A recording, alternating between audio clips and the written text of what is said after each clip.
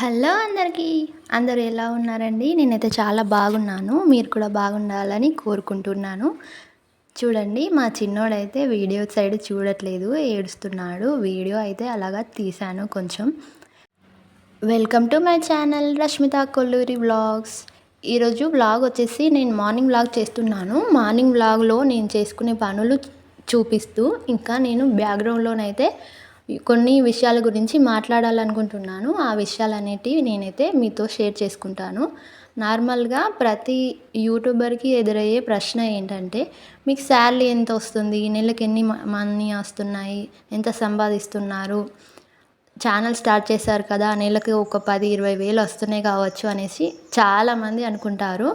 నన్ను కూడా రీసెంట్గా అడిగారు. నేను ఛానల్ స్టార్ట్ చేసిన కొన్ని సబ్స్క్రైబర్ కొంతమంది ఉన్నారు. నాకు ఇంకా రీచే రాలేదు. ఒక 1000 వరకు రీచ్ వస్తే కొంచెం మానిటైజేషన్కి అయ్యే ఛాన్స్ ఉంటుంది కదా. నార్మల్గా యూట్యూబ్ గురించి తెలియని వాళ్ళైతే ఇలాగ క్వశ్చన్స్ అనేవి అడుగుతూ ఉంటారు. ఇలాగా మనం వీడియోస్ చేస్తూ ఎడిటింగ్ చేస్తూ వాయిస్ ఓవర్ ఇస్తూ ఇట్లా ఎన్ని కష్టాలు పడుతున్నాం అనేది వాళ్ళకైతే తెలియదు కదా. ప్రతి యూట్యూబర్కి ఎన్ని సమస్యలు ఉంటాయనేది ఒక యూట్యూబర్కి మాత్రమే తెలుస్తుంది. ఎందుకంటే వీడియోస్ తీయడమే కాదు, ఇంకా దాన్ని ఎడిట్ చేయాలి, థంబ్నెయిల్ క్రియేట్ చేయాలి, ఇంకా వ్యూస్కి మన థంబ్నెయిల్ బాగా నచ్చాలి. థంబ్నెయిల్ నచ్చితేనే మన వీడియోస్ అయితే వాళ్ళైతే చూడగలుగుతారు కదా. ఇంకా షార్ట్స్కి వేరేగా ఉంటుంది, లాంగ్ వీడియోస్కి వేరేలా ఉంటుంది కదా.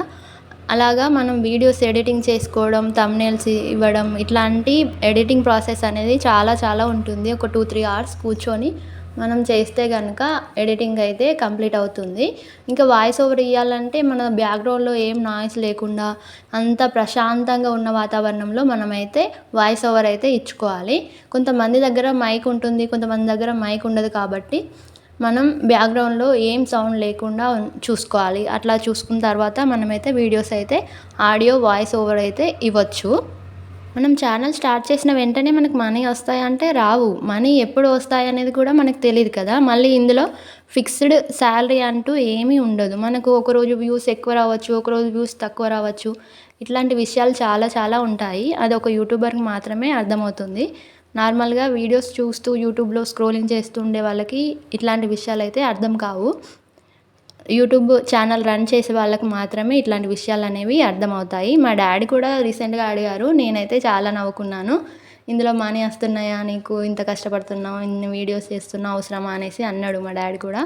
కాకపోతే నేను ఇప్పుడే ఛానల్ స్టార్ట్ చేసిన కదా, కొన్ని వీడియోస్ అయితే ఇప్పుడిప్పుడే అప్లోడ్ చేస్తున్నా కదా, కొంచెం ఇంకా టైం పడుతుందనేసి నేనైతే అనుకుంటున్నాను. మా డాడీకి కూడా అలాగే చెప్పాను. ఇందులో మనం సక్సెస్ అవుతామో అవ్వమో తెలియదు కదా. మనం అయితే స్టార్ట్ చేయాలి, మన వంతు ప్రయత్నం అయితే మనం చేయాలి కదా. ఎప్పుడూ ఖాళీగా ఉండకుండా ఏదో ఒక పని చేస్తూ ఉండాలి కాబట్టి మనం ఆ ఖాళీ టైంని కూడా ఇట్లాగా వాడుకోవాలనేసి నేనైతే అనుకుంటున్నాను. ఇప్పుడు ఇద్దరు పిల్లల్ని చూసుకుంటూ నేనైతే బయటకెళ్ళి వర్క్ చేసుకోలేను కదా. ఇట్లాగా నాలాంటి పరిస్థితి ఉన్న అమ్మాయిలు చాలామంది ఉంటారు ఇళ్ళల్లో. వాళ్ళు ఇలాగ స్టార్ట్ చేస్తే కనుక కొంచెం రీచ్ ఉంటుంది. ఎందుకంటే డైలీ రొటీన్ చేస్తూ, డైలీ వీడియోస్ అప్లోడ్ చేస్తూ, డైలీ మీరు చేసే వర్క్ని కానీ, మీకు ఏదైనా ఏ పని మీదైనా ఇంట్రెస్ట్ ఉంటే దాని గురించి కానీ మీరు ఎక్స్ప్లెయిన్ చేస్తూ వీడియోస్ తీస్తే మీకైతే రీచ్ అయితే ఖచ్చితంగా వస్తుంది. నాకు వస్తుందో లేదో తెలీదు. నేనైతే ట్రై అయితే చేస్తున్నాను. మనం ఏం చేయకుండా ఉండకూడదు కదా. ఏదో ఒకటి చేయాలి. ప్రయత్నం చేస్తేనే కదా ఏదో ఒకటి సాధించగలుగుతాం. బయట అందరూ ఏదో ఒకటి అంటూనే ఉంటారు. పని చేస్తే పని చేస్తుంది అంటారు, పని చేయకపోతే చేయట్లేదు అంటారు. ప్రతి ఒక్కరు ఏదో ఒకటి మాట్లాడుతూనే ఉంటారు. బయట వాళ్ళు ఏదో మాట్లాడుతున్నారు అనేసి మనం చేసే పని ఆపకూడదు. మనం చేసే పనిని శ్రద్ధగా మనం నిజాయితీగా చేస్తే మనకే రిజల్ట్ అనేది వస్తుంది. కాబట్టి మనమైతే శ్రద్ధగా మన పని మీద శ్రద్ధ పెట్టి మంచిగా చేసుకోవాలి. మన పని మనం దేన్నైతే ఎక్కువ ఇష్టపడతామో అదే మనకు దూరం అయిపోతుంది. అది వస్తువైనా కానీ, మనుషులైనా కానీ, ఏదైనా కానీ. ఈ విషయం పైన నేనైతే చాలా అంటే చాలా ఎక్స్పీరియన్స్ చేశానండి. ఒక 2-3 విషయాలలో నాకైతే ఈ సిచ్యువేషన్ అయితే ఎదురైంది. ఏంటంటే అది నా దగ్గర అయితే నేనైతే మా బాబు డెలివరీ అయ్యాక 21st అప్పుడైతే మా మమ్మీ వాళ్ళు నాకైతే పట్టీలు తీసుకున్నారు. వెండి పట్టీలు, సిల్వర్ పట్టీలు అండి. సిల్వర్ పట్టీలు అయితే నాకైతే ఆ డిజైన్ అయితే చాలా బాగా అంటే చాలా బాగా నచ్చింది. నేను డైలీ వేర్ చేస్తూ ఉండేదాన్ని, డైలీ పెట్టుకునేదాన్ని. అవి ఏంటంటే నాకు బ్యాడ్ లక్ అనేది నా పక్కనే ఉంటుంది ఎప్పుడు. ఏమైందంటే మా బాబుకి హాస్పిటల్ చూపించడానికి అనేసి వెళ్ళాము. అప్పుడు బాబు చిన్నోడు. ఇట్లా బ్యాగ్ ఉంటుంది కదా, చిన్నపిల్లలు పడుకుని పెట్టే బ్యాగు, అందులో పట్టుకొని నేనైతే చేతిలో పట్టుకొని బ్యాగ్ పట్టుకొని మా బాబుని పట్టుకొని కూర్చున్నాను. వస్తుండగా నా కాలు పట్టి అనేది బైక్ పైన ఎక్కిన తర్వాత ఎక్కడో పడిపోయింది. నేను చూసుకోలేదండి. అది ఎక్కడ పడిపోయిందో ఏమో నాకు తెలీదు. ఇంటికొచ్చి చూసేసరికి కాళ్ళు కడుక్కొని లోపలికి వస్తాం కదా, ఇంటికి వచ్చిన తర్వాత బయటకెళ్ళినప్పుడు కాళ్ళు కడుక్కొని లోపలికి రావాలి కదా, కాళ్ళు కడుక్కుందామనేసి కాళ్ళని చూసుకునేసరికి ఒక పట్టీ ఉంది కాలుకి, ఇంకొక పట్టీ లేదు. ఆ రోజైతే నేనైతే చాలా అంటే చాలా బాధపడ్డాను. నాకు చాలా నచ్చి ఆ డిజైన్ తీసుకున్నాను. మళ్ళీ వెండి వస్తువు కదా, ఇప్పుడు వెండికి బంగారానికి చాలా అంటే చాలా ఎక్కువ రేటు ఉంది. అది పోయిన తర్వాత ఆ రోజైతే నేను నిద్రపోలే అసలు. ఆ రోజైతే మొత్తం ఏడ్చుకుంటూ కూర్చున్నా. ఫస్ట్ అది పోయిన తర్వాత ఇంట్లోకి వచ్చాక వెండి రేట్ ఎంత ఉందనేసి చూసుకున్నాను. చూసుకుంటే ఒక తులంకి అయితే 3000 ఉందండి అప్పుడు. ఇప్పుడైతే ఇంకా పెరిగిందని అనుకుంటున్నాను. అదైతే తులంన్నర ఉంటుంది.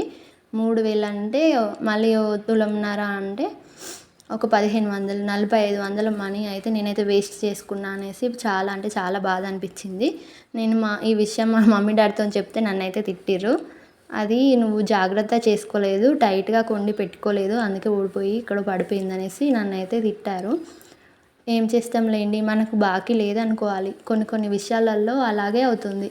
మనకు రాసిపెట్టి ఉంటేనే మన దగ్గరికి ఏదైనా వస్తుంది. రాసిపెట్టి ఉంటేనే మనతోనే ఎప్పటికీ ఉంటుంది, లేకపోతే మనల్ని విడిచి వెళ్ళిపోతుంది అంటారు కదా, అట్లానే నాకు కూడా అయిపోయింది.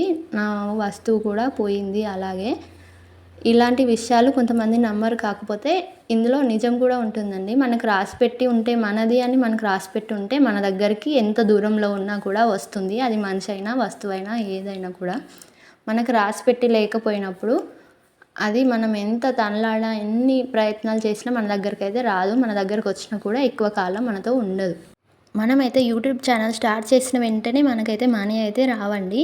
ఫస్ట్ అయితే 1000 సబ్స్క్రైబర్స్ కంప్లీట్ కావాలి. కంప్లీట్ అయిన తర్వాత మనకు వాచ్ అవర్స్ అన్నా వ్యూస్ అన్నా కంప్లీట్ అవ్వాలి. కంప్లీట్ అయితే మనకు ఛానల్ అనేది మానిటైజేషన్ అవుతుంది. మానిటైజేషన్ అయిన తర్వాత మళ్ళీ ఫస్ట్ పేమెంట్ కోసం మనం వీడియోస్ చేస్తూ ఉండాలి కదా. వీడియోస్ చేస్తూ ఉన్నప్పుడు మనకు కొంచెం రెవెన్యూ అనేది మనకైతే జనరేట్ అవుతుంది. రెవెన్యూ జనరేట్ అయిన తర్వాత మనం మినిమం రెవెన్యూకి రీచ్ అయిన తర్వాత మనకు యాడ్సెన్స్ అకౌంట్ ఓకే అవుతుంది కదా. మినిమం అమౌంట్ రీచ్ అయిన తర్వాత మనకైతే ఫస్ట్ శాలరీ అనేది వస్తుంది.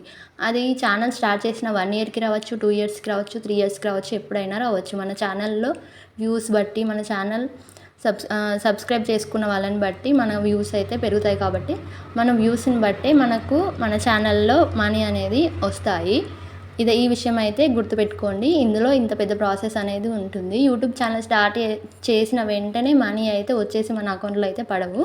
ఇంత పెద్ద ప్రాసెస్ ఉంటుంది కాబట్టి మనమైతే డైలీ ఒక వీడియో కాకపోయినా మనం నార్మల్గా మనం వీడియోస్ ఎప్పుడు వీలవుతాయో వీక్లీ 2 అన్నా, వీక్లీ 1 అన్నా, వీక్లీ 3 అన్నా ఖచ్చితంగా మనం పెడుతూ ఉండాలి. ఛానల్ గ్రోత్ ఉంటుంది, మనం కొంచెం రీచ్ అవుతాము. 1000 సబ్స్క్రైబర్స్ కూడా త్వరగా వస్తారు. నాకు ఇన్ని రోజులు వీలవ్వక నేను వీడియోస్ సరిగ్గా చేయలేదు, ఎడిట్ చేయలేదు, నాకు అంత టైం ఉండలేదు. ఇప్పుడు కొంచెం టైం తీసుకొని నేనైతే వీడియోస్ చేస్తూ, ఎడిటింగ్ చేస్తూ ఇదంతా ప్రాసెస్ని అయితే చూస్తున్నాను, కంప్లీట్ చేస్తున్నాను. ఇంకా నా వీడియో కనుక మీకు నచ్చినట్టయితే మన ఛానల్ని అయితే సబ్స్క్రైబ్ చేసుకోండి. ఇంకా ఈ వీడియో మీకు ఎలా అనిపించింది అనేది కామెంట్ బాక్స్లో అయితే కామెంట్ చేయండి. మీరు